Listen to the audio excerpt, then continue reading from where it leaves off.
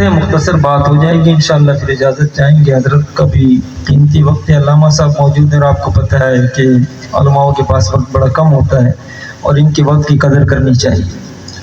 تو میں بالکل لب و لباب کی طرف آتا ہوں.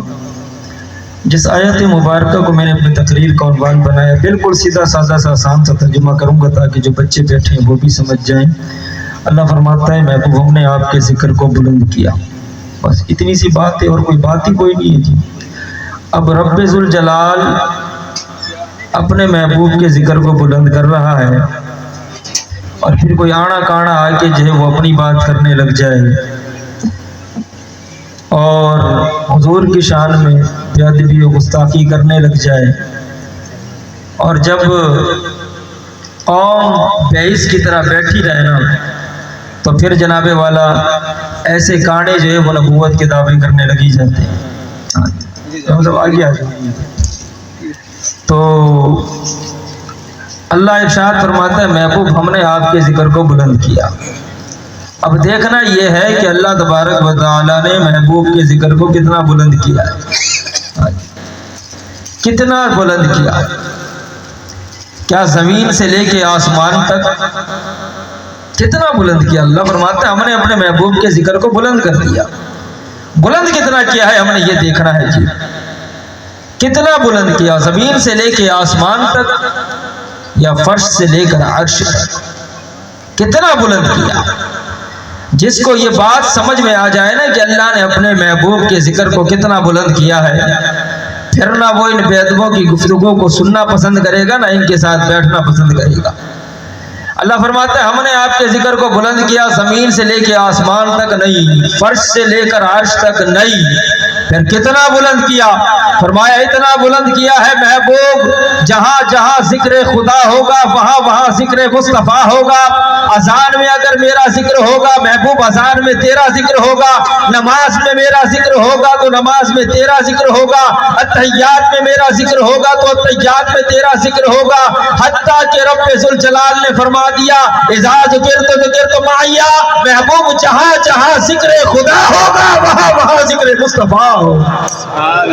جہاں جہاں آج ہر کوئی جی نبوت کے دعوے کر رہے ہیں. ہاں جی میں آپ کو بتاؤں میرا نبی آخری نبی ہے.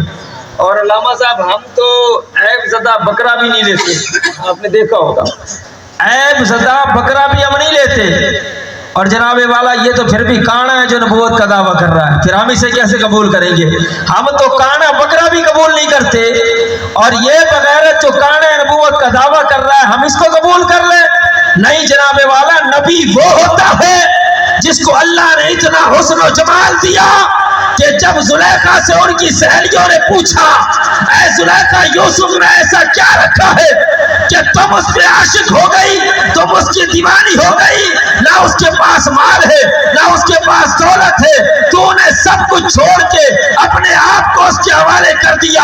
اتنا کہنا تھا. زلیخا نے کہا کل آئے گا یوسف، تم نے بھی آ جانا ہے. تمام لوگ آ کر بیٹھ گئے، تمام مصر کی عورتیں موجود ہیں. اب جب یوسف کے آنے کا وقت ہوا ہاتھ میں پھل دے دیا، دوسرے ہاتھ میں چھری دے دی. زلیخا نے کہا جب میرا یوسف آئے تم نے پھل کو کاٹنا ہے. اب ذرا غور کیجئے گا میری باتوں پر. یہ جناب جو ہو رہا ہے کیا ہو رہا ہے؟ حضرت یوسف آئے، ان کی جھلک دکھی، آنکھ سے جو ان کے نور نکل رہا تھا، رب نے جو نور ڈالا تھا، حسن والا چہرہ جب مصر کی عورتوں نے دیکھا مدہوش ہو گئی، ہوش اڑ گئے. اب جناب والا چہرے کو دیکھتے ہوئے جب پھل کو کاٹا، پھل کے ساتھ ساتھ انگلیاں بھی کٹ گئی، ہوش نہ رہا، خبر نہ رہا، ایسا گم ہو گئی، ایسا مدہوش ہو گئی کہ پھل کے ساتھ انگلیاں بھی کٹ گئی اور خبر کوئی نہ رہی. میں نے کہا کہ مدہوشی کے عالم میں ہوا، یہ مدہوشی کے عالم میں پھل کے ساتھ انگلی کٹ گئی، پتہ نہیں چلا. مگر قربان چاہیے محمد کے غلاموں پر، قربان چاہیے محمد کے دیوانوں پر. جب غازی نے ایک گستاخ رسول کو جہنم رسید کیا، اب قائد اعظم محمد علی جناح، علامہ اقبال جناب والا ملقات رات کو جاتے ہیں. محمد علی جناح نے کہا اے قاضی تم نے صرف اتنا کہنا ہے کہ جب میں نے گستاخ کو قتل کیا تھا اس وقت میں ہوش میں نہیں تھا. غور کیجئے گا وہ مصر کی عورتیں تھی جو مدہوشی کے عالم میں پھل کے ساتھ ساتھ انگلیوں کو کاٹ رہی تھی. یہی بات جب محمد علی جناح نے غازی علم الدین سے کہا, اس نے کیا کہا کہ تم نے صرف اتنا کہنا ہے کہ میں نے جب قتل کیا میں ہوش میں نہیں تھا, ہم تمہیں پھانسی کے پھندے سے باہر نکال لیں گے. اللہ اکبر. یہ ہے غلامان مصطفیٰ جو موت سے نہیں ڈرتے. انہوں نے کیا جواب دیا؟ کہا حضور آپ یہ کہتے ہیں کہ میں کہہ دوں کہ جب میں نے گستاخ کو قتل کیا میں ہوش میں نہیں تھا؟ نہیں ایسا ہو ہی نہیں سکتا. غازی نے جواب کیا دیا؟ فرمایا رب کعبہ کی قسم زندگی میں وہی ایک لمحہ تو آیا تھا جس میں غازی کو ہوش آیا تھا. گھر جناب والا مدہوشی میں انگلیاں کٹ رہی ہے. اے بینی کا حسن یوسف پہ کٹی مصر کی انگشت زنا. حسن یوسف پہ کٹی مصر کی انگشت زنا, اور یہاں سر کٹاتے ہیں تیرے نام پہ مردان عرب. صرف حضور کے نام پہ جناب حضور کو دیکھا کوئی نہیں. نہ ممتاز قادری نے دیکھا جی, نہ غازی علم الدین نے دیکھا, نہ قیوم نے دیکھا, کسی نے نہیں دیکھا, نہ عبد الرشید نے دیکھا.